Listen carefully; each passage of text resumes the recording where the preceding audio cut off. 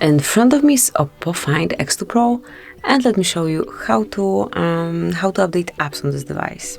So first of all, you need to open your Play Store and make sure that you are connected to Wi-Fi and that you are already logged in with your Google account.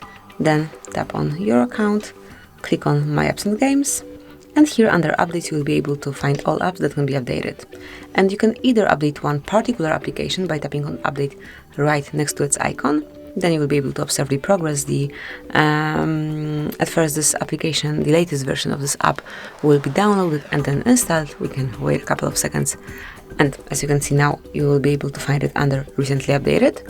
But you can also update all apps at once. To do it, just click on Update All, and then it will be done automatically. And this is it. That would be all. This is how you can update apps on your phone and your OPPO. Thank you for watching.